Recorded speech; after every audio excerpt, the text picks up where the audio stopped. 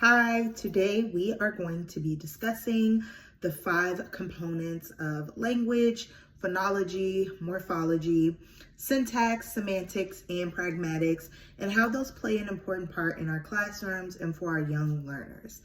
First, we will discuss the 5 components and how they apply to our literacy development. So phonology, morphology, syntax, semantics, and pragmatics are important components of the study of language.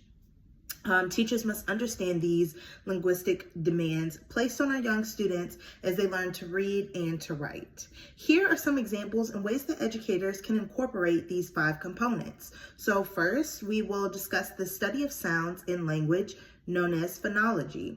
For example, the individual sounds in bat, t. Phonological awareness is essential for reading and writing, and it's going to help children to decode those words, to spell correctly, and improve their performance, okay? Next, we're just going to talk about morphology. This is the study of structures of words, including their roots, their prefix, and their suffixes. For example, the word unhappiness. It can be broken down into the prefix un, the root happy, and the suffix ness. Understanding these phonemes helps learners break down these complex words, understand their meanings, and spell them correctly. It can also support vocabulary growth. Third is syntax, which refers to the rules that govern sentence structure and word order. If I say the cat sat on the mat versus on the mat sat the cat, both are grammatically correct, but they differ in their syntax. Knowledge of syntax helps children to construct meaningful sentences, improving their writing and reading comprehension skills. Fourth is semantics. This is the study of meaning in language, including word meanings and how they combine to form phrases of sentences. For example, the word bank. It can be a financial institution or the side of a river, depending on the context. Semantics supports vocabulary development and comprehension.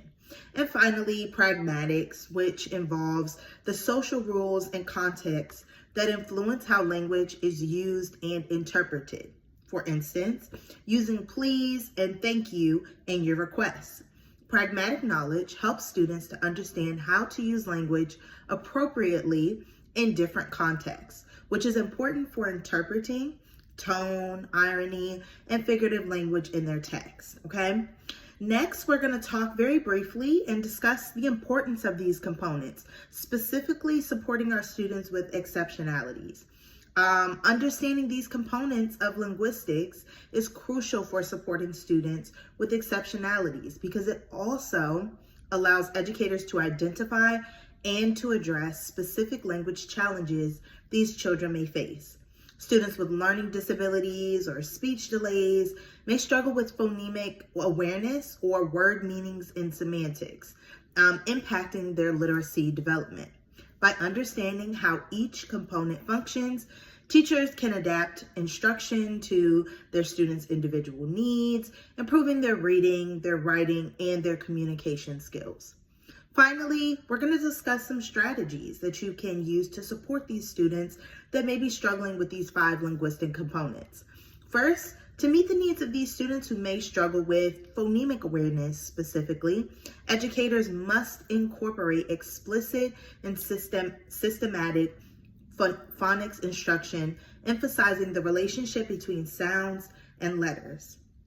Activities like sound sorting or using visual aids like letter tiles can support struggling learners in connecting these sounds to letters.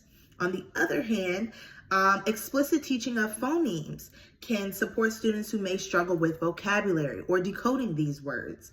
Breaking down words like unhappiness into un, happy, and ness allows those students to comprehend and manipulate their word parts, enhancing their vocabulary and their spelling. This strategy can foster a deeper understanding of word structure, which is essential for literacy.